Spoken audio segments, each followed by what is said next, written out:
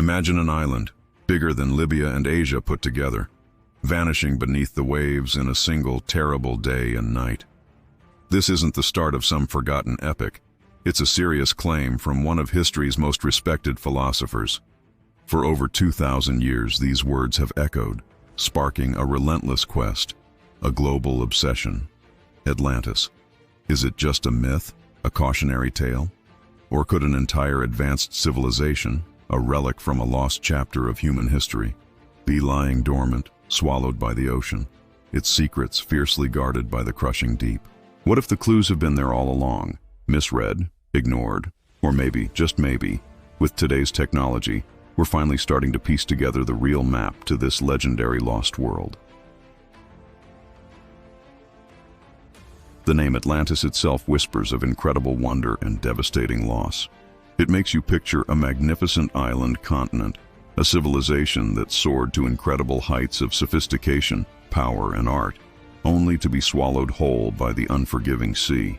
For centuries, the story of Atlantis, first told by the ancient Greek philosopher Plato, has been a magnet for adventurers, a baffling puzzle for historians, and an endless source of inspiration for storytellers. But is it just a story? Or is there a grain of truth, a sliver of historical reality, hidden in Plato's writings, waiting to be pulled from the ocean's depths? We're about to start an investigation into the very heart of this enduring mystery.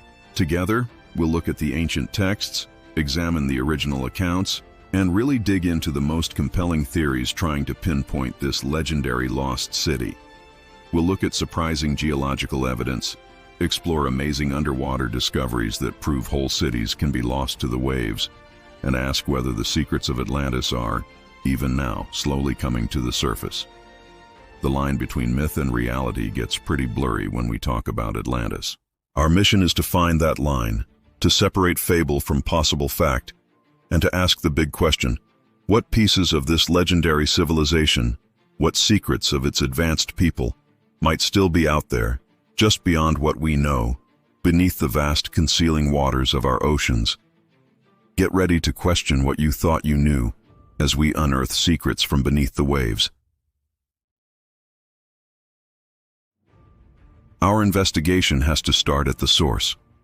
The man who etched Atlantis into history, the Athenian philosopher Plato. Around 360 BCE, in two of his famous dialogues, Timaeus and Critias, Plato laid out the story of a magnificent island empire that existed some 9,000 years before his own time. This wasn't just a passing comment. It was a detailed, almost historical-sounding account. According to Plato, Atlantis was beyond the Pillars of Hercules, which is what ancient Greeks called the Strait of Gibraltar. This put it squarely in the Atlantic Ocean, a huge and mysterious place to the Greek world. The island itself, colossal, bigger than North Africa and Asia Minor combined. It was the heart of a powerful league of kings that controlled a vast empire, ruling parts of the continent and other islands. The capital city of Atlantis was a marvel of engineering and art. Plato paints a picture of a metropolis built in concentric rings of land and water, supposedly created by the sea god Poseidon himself. These rings were linked by massive canals, wide enough for warships to sail through, leading to a central island. There stood a grand temple dedicated to Poseidon and Cleito, his mortal love. This temple, Plato tells us, was covered in silver, gold, and a mysterious metal called orichalcum, which flashed with a red light. The city had palaces, harbors packed with merchant ships and war vessels, bustling marketplaces and advanced systems, including aqueducts with hot and cold running water. The Atlanteans themselves, Plato described them as a noble and virtuous people, descendants of Poseidon. For generations they lived in peace and wisdom, valuing virtue above everything. Their laws were fair, their society was prosperous and way ahead of others of their time technologically. They had a formidable military, with a huge army, a fleet of warships, and chariots. But this perfect life, Plato tells us, wasn't meant to last.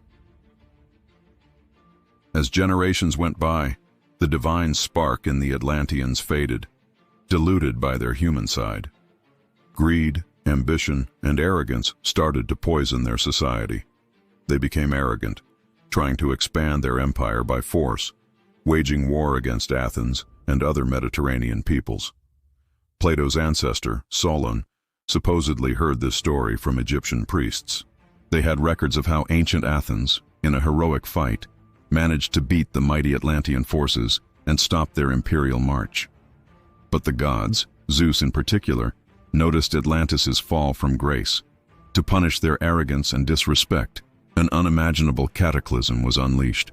In Plato's chilling words from the Timaeus, "But afterwards there occurred violent earthquakes and floods, and in a single day and night of misfortune, all your warlike men in a body sank into the earth, and the island of Atlantis in like manner disappeared in the depths of the sea." And just like that, the magnificent civilization vanished, swallowed by the ocean, leaving only a cautionary tale, a memory passed down through thousands of years. Plato's account is incredibly specific. He gives measurements, describes the geography, and even lists its kings. This very detail has led many to believe it must be based on some truth. Could a philosopher like Plato, known for his sharp thinking, just invent such an elaborate story from scratch? Or was he, as he claimed, passing on a genuine historical tradition, a lost chapter in human history? This is the core question that kicks off our search. Was Atlantis a real place, a tangible civilization now lost to time and tide?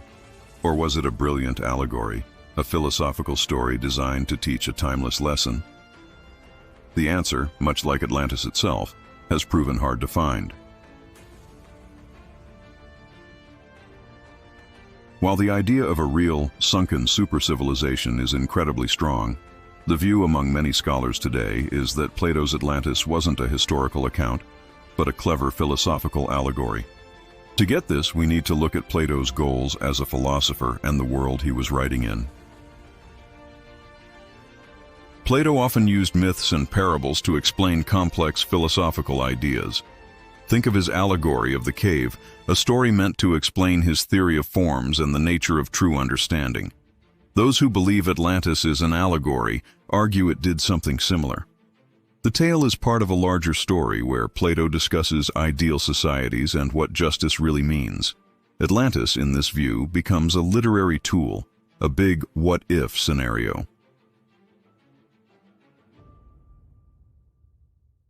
The story of Atlantis is set up as a sharp contrast to an ancient idealized Athens. This early Athens, as Plato described it, had all the virtues of his perfect state: wisdom, courage, moderation, and justice. Atlantis, on the other hand, started out virtuous but fell into moral decay, greed, and aggressive expansion. Its immense power and technology ultimately led to its downfall when it tried to conquer Athens and, by extension, the virtuous world. The divine punishment that followed, the catastrophic sinking of the island, serves as a powerful warning against unchecked ambition, societal corruption, and the arrogance of power, or hubris, a key theme in Greek tragedy. This idea makes even more sense when we think about the political and historical situation in Plato's time. Athens itself had learned the hard way about imperial ambition during the Peloponnesian War, which led to its defeat by Sparta. Plato might have been using the Atlantis story as a subtle critique of Athenian democracy and its expansionist habits, or as a broader comment on how civilizations rise and fall, often collapsing under their own excesses.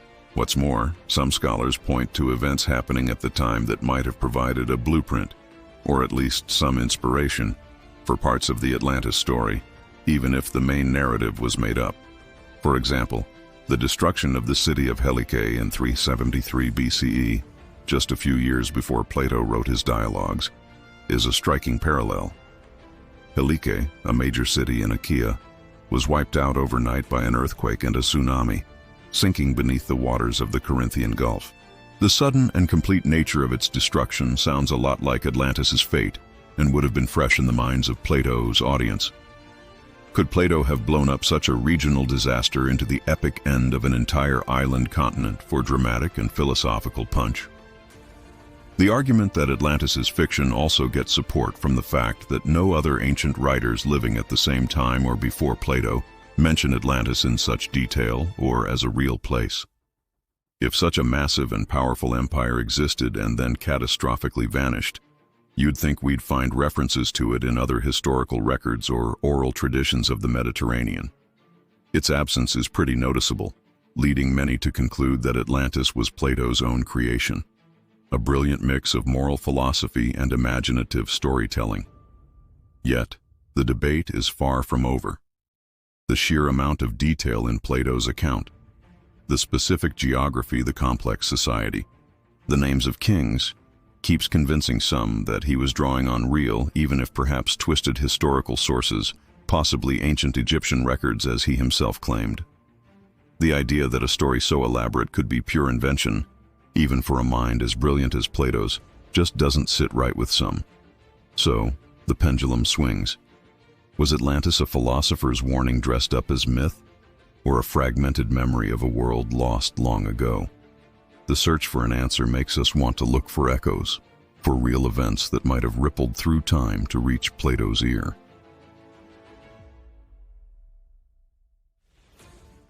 If Plato's Atlantis wasn't entirely a figment of his philosophical imagination, what real-world events or lost civilizations could have inspired or been woven into his dramatic tale? The ancient Mediterranean and the lands around it certainly saw their share of catastrophic natural disasters and the rise and fall of powerful cultures. Several actual events have been put forward as potential, partial inspirations for the Atlantis story. Events that, while not matching Plato's description in every single detail, share some compelling similarities. Perhaps the most talked about candidate is the Minoan civilization, which thrived on the island of Crete and nearby Aegean islands during the Bronze Age. The Minoans were a sophisticated seafaring culture, famous for their stunning palaces, vibrant art, and vast trade networks. Their civilization reached its peak around 1600 BCE, but its sudden decline has long baffled historians. A leading theory connects this decline to the cataclysmic volcanic eruption on the island of Thera, now known as Santorini, roughly 100 kilometers north of Crete. The Thera eruption, one of the biggest volcanic events in human history, happened around 1620–1600 BCE. It was an explosion of unimaginable force, throwing huge amounts of ash and pumice into the air, and triggering colossal tsunamis that would have devastated coastal towns across the Aegean. The eruption literally blew the center out of Thera, creating a massive caldera, with parts of the island collapsing into the sea. It's easy to see how such a terrifying event, an advanced island civilization crippled, its land partly submerged by a volcanic disaster and tsunamis, could have been remembered, its scale perhaps exaggerated over centuries, to sound like Plato's story of Atlantis sinking. Egyptian records, which Plato said Solon saw, might well have mentioned this Mediterranean disaster. The timing, though, is a sticking point. Plato says Atlantis existed 9,000 years before his time, putting it around 9600 BCE, much earlier than the Minoan civilization. But dates can get fuzzy in long oral traditions. Another intriguing possibility involves the Sea Peoples. Around the late Bronze Age, roughly 1200 BCE, the eastern Mediterranean world was thrown into chaos by mysterious invaders from the sea, known only from Egyptian records as the Sea Peoples.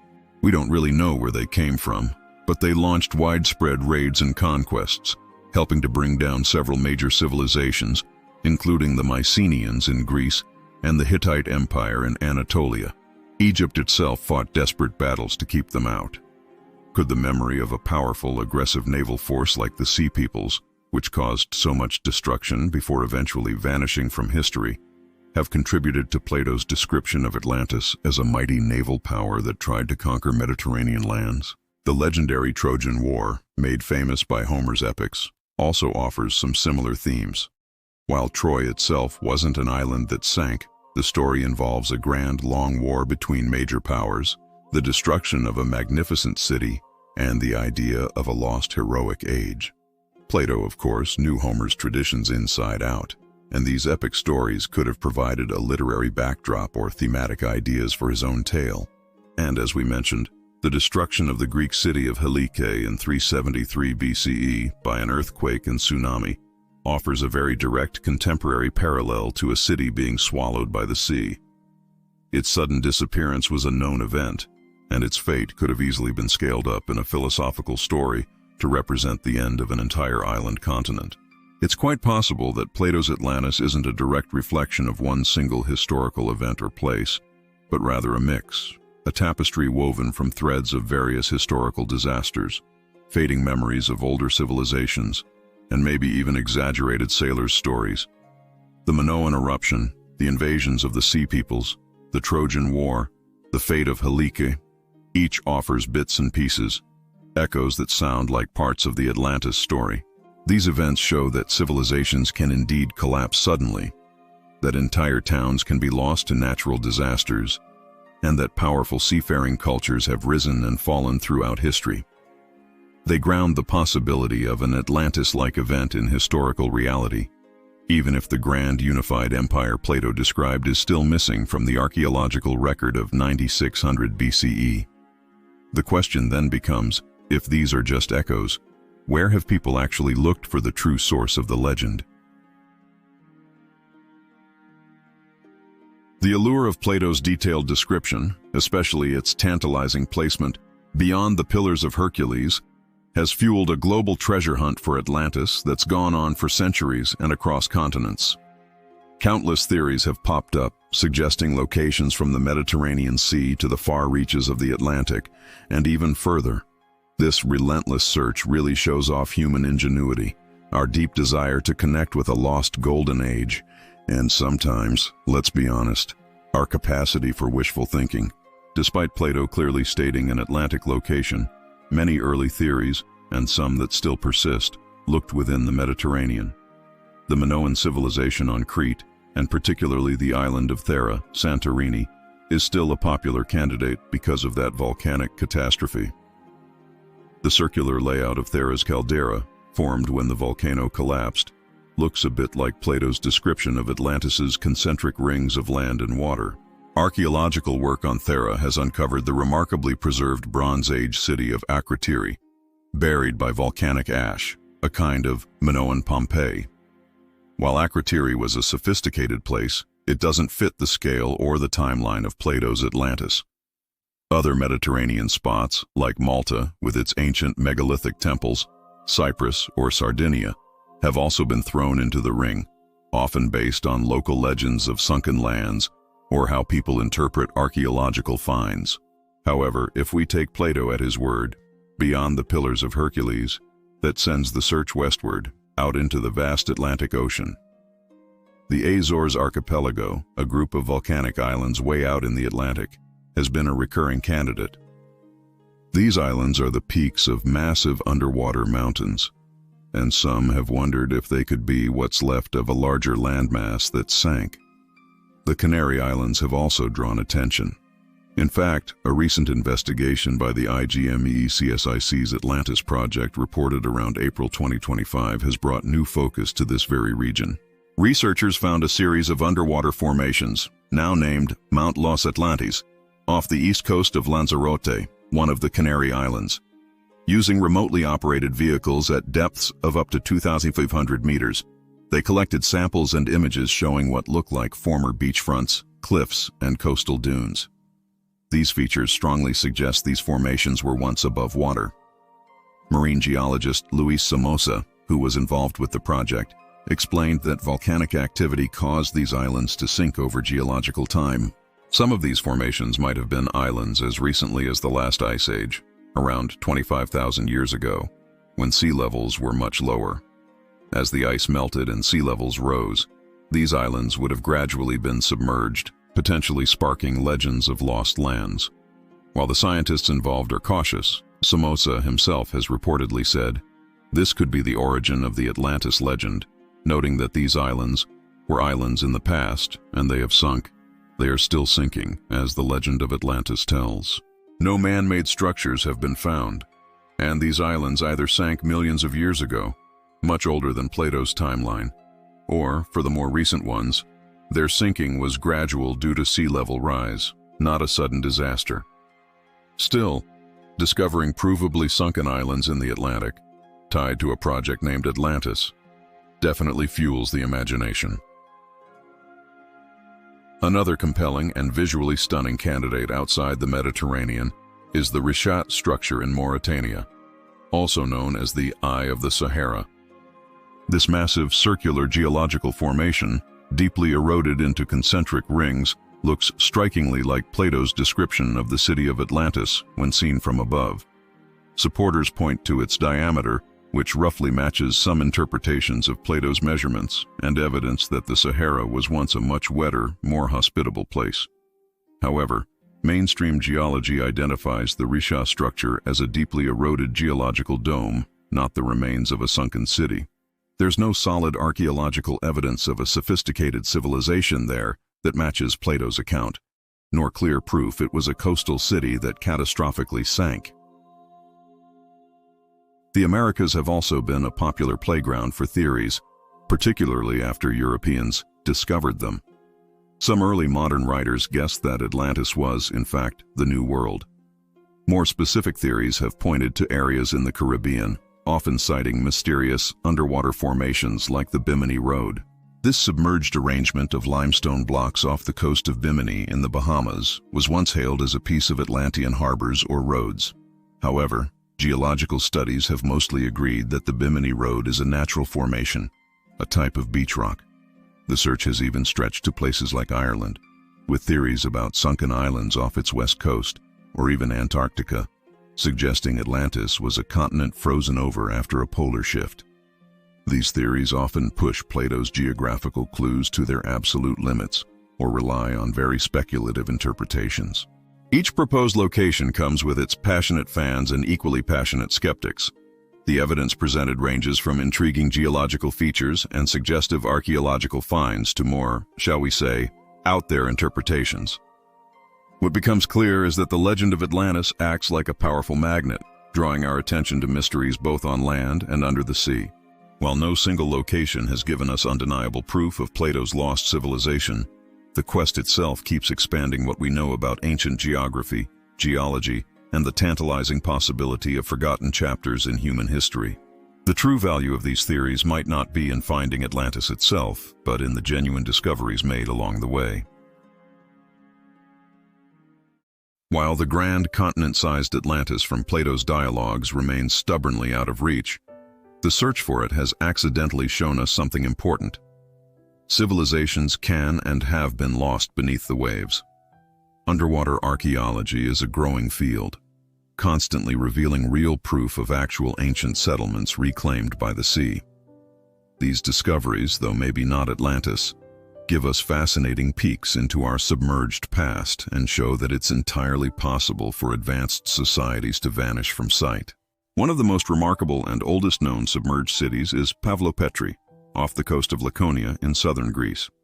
Discovered in 1967, this site dates back roughly 5,000 years, inhabited from the early Bronze Age, around 2800 BCE, through the Mycenaean period to about 1100 BCE. What makes Pavlopetri extraordinary is its almost complete town plan, preserved under just a few meters of water. You can clearly see streets, courtyards, large buildings, and even tombs on the seabed, offering an amazing view into prehistoric urban life. While it's not Atlantis, Pavlopetri proves that sophisticated towns, existing for centuries, really could be swallowed by the Mediterranean. Its relative shallowness, however, also makes it vulnerable to damage, even with its UNESCO protection. Heading east, off the coast of Israel, lies Atlit Yam. This submerged Neolithic village, dating back to between 6900 and 6300 BCE, is one of the largest and best preserved prehistoric settlements ever found underwater.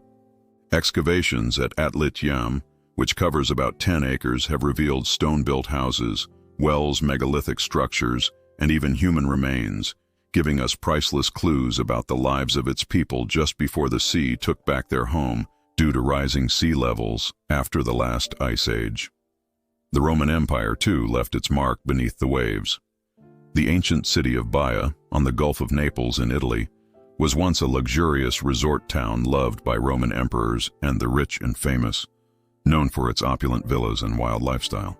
However, because of Bradyseism, the gradual rise and fall of the Earth's surface due to volcanic activity. Large parts of Bahia now lie submerged in what's known as the Bahia Submersa, sunken bay. This underwater archaeological park is a treasure trove. As recently as July 2024, archaeologists announced they'd found a stunning ancient mosaic floor from a Roman villa. This intricate floor, made from thousands of repurposed marble slabs dating to around the 3rd century CE, shows there's still so much to find in these sunken urban landscapes. Perhaps one of the most intriguing and potentially game-changing discoveries comes from the Gulf of Khambhat, formerly Cambay, off the western coast of India. In December 2000, India's National Institute of Ocean Technology, NIOT, while doing pollution surveys, found huge geometric shapes using sonar, deep underwater, around 36 meters, 120 feet. These structures covered a massive area, looking like a lost city more than 5 miles long and 2 miles wide. Later dredging work brought up artifacts including pottery, beads, sculptures, sections of walls, and even human remains. The truly astonishing claim came with the carbon dating of some of these artifacts, suggesting an age of nearly 9,500 years old, around 7,500 BCE.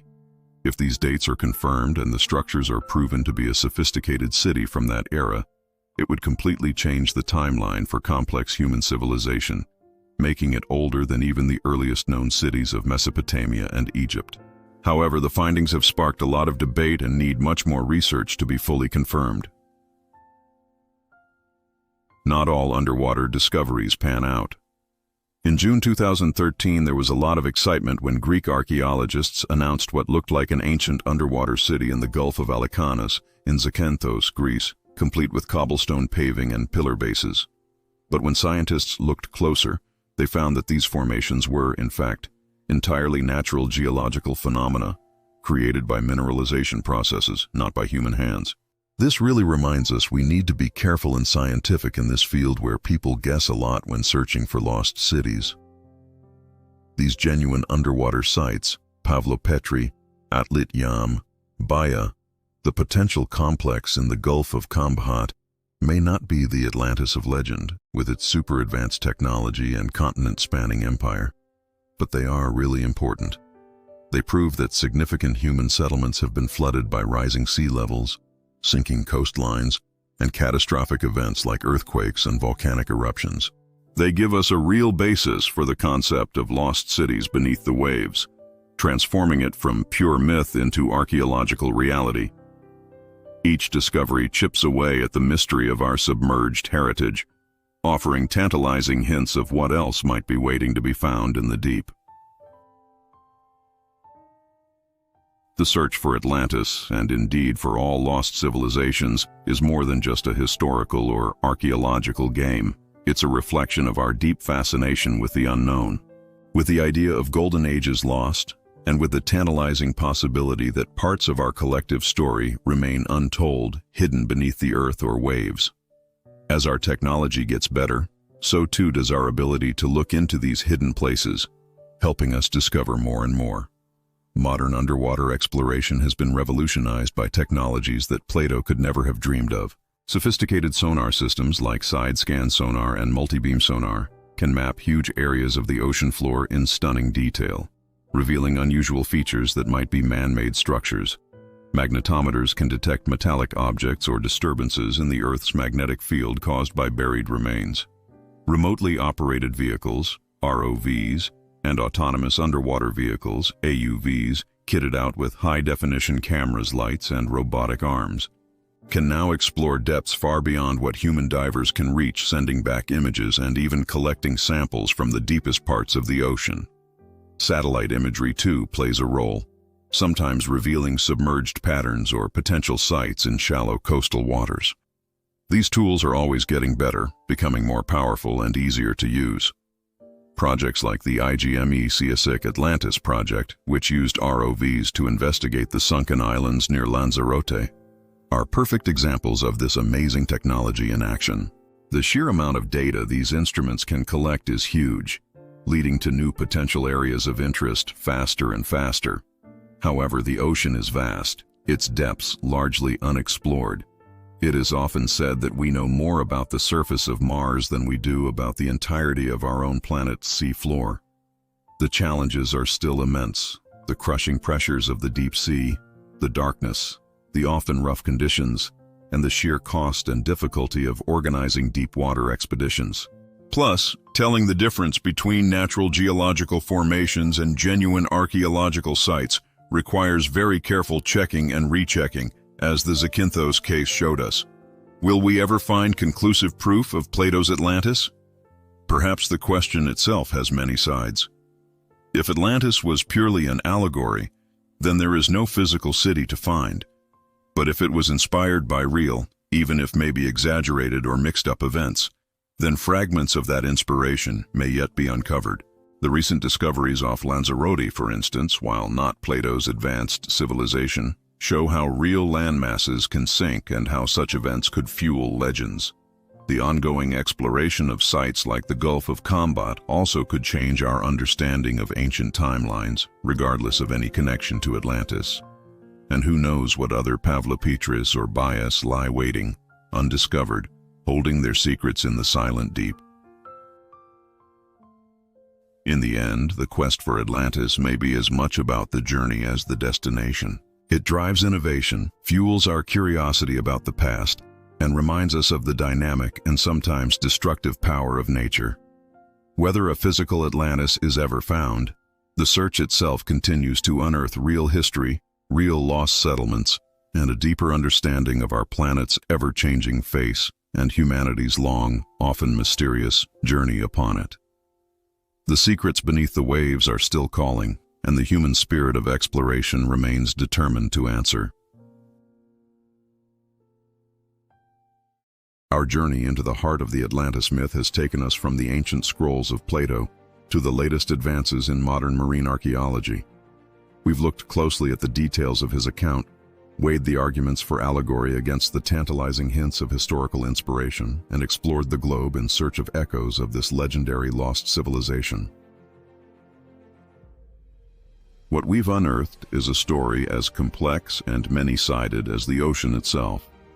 While the magnificent, continent-sized Atlantis, with its advanced technology and utopian society, vanishing in a single cataclysm 9,000 years before Plato, remains unverified, a powerful legend that many scholars firmly believe to be a philosophical creation, the investigation reveals something just as important.